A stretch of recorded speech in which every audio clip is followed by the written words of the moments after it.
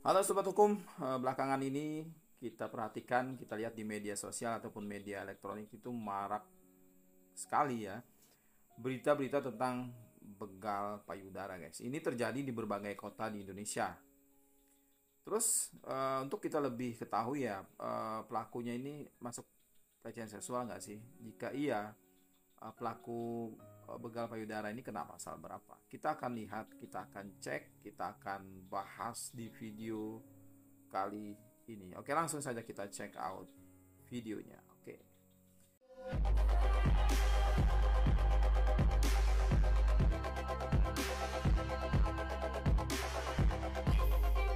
Kita kenalan dulu dengan pelecehan seksual, guys. Pelecehan seksual ini adalah tindakan seksual ya yang terjadi lewat sentuhan fisik ataupun non fisik dengan sasaran organ seksual ataupun seksualitas si korban.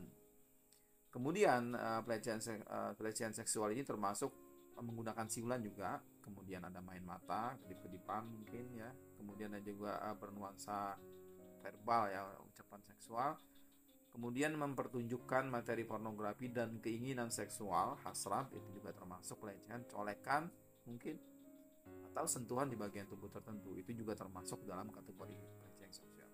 Kemudian gerakan atau isyarat yang mensiratkan seksualitas, mengakibatkan rasa tidak nyaman dan ketersinggungan, kemudian merasa rendah diri ya, direndahkan sampai kemudian bisa menyebabkan masalah kesehatan dan keselamatan. Maksudnya dia bisa tertekan kondisi kejiwaannya.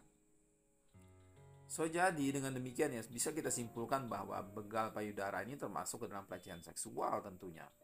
Terus si pelaku ini kena pasal berapa dalam hukum kita ya, tindak pidananya. Jadi pelaku begal payudara ini bisa dihukum dengan pasal 290 ayat 1 KUHP atau pasal 415 huruf A Undang-Undang Nomor 1 Tahun 2023 ya. Karena pada umumnya si pelaku begal payudara ini melakukan perbuatan cabul di saat korban atau si perempuan itu tidak berdaya, maksudnya itu lengah, tidak sadar, kurang sadar mungkin ya. Nah, jika perbuatan cabul ini mengakibatkan luka berat pada si korban, maka pelaku berpotensi dipenjara maksimal 12 tahun, guys. Tapi jika mengakibatkan kematian sampai, maka pelaku bisa dipenjara maksimal 15 tahun. Jadi sebagai informasi juga, tindak pidana pelecehan seksual ini diatur dalam pasal 289 sampai 296 KUHP atau pasal 414 ya, sampai 422 Undang-Undang Nomor 1 Tahun 2023, dengan tetap memperhatikan ketentuan unsur-unsur perbuatan tindak pidana masing-masing.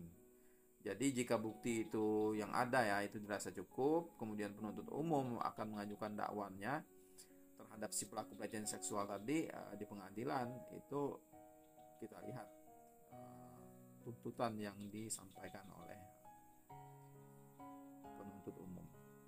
Kemudian kita lihat di Undang-Undang Tindak Pidana Kekerasan Seksual ya, selain KUHP atau selain Undang-Undang Nomor 1 Tahun 2023. Jadi tindak pidana pelecehan seksual juga diatur dalam Undang-Undang TPKS, guys. Jadi menurut pasal 4 ayat 1 huruf B Undang-Undang TPKS atau tindak pidana kekerasan seksual, begal payudara ini adalah pelecehan seksual fisik yang termasuk dalam tindak pidana kekerasan seksual. Jadi jelas.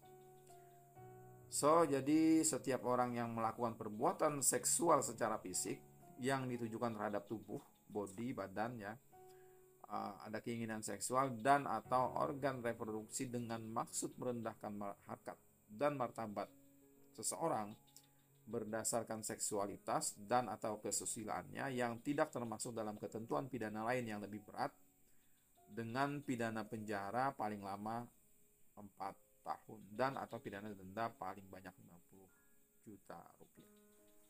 Itu guys, jerat pidana bagi pelaku tindak pidana pelecehan seksual begal payudara. Semoga informasi ini, video ini bermanfaat dan bisa menjadi inspirasi bagi teman-teman sahabat hukum. Jangan lupa tetap like, share, komen, dan subscribe. Kita akan berjumpa lagi nanti di video-video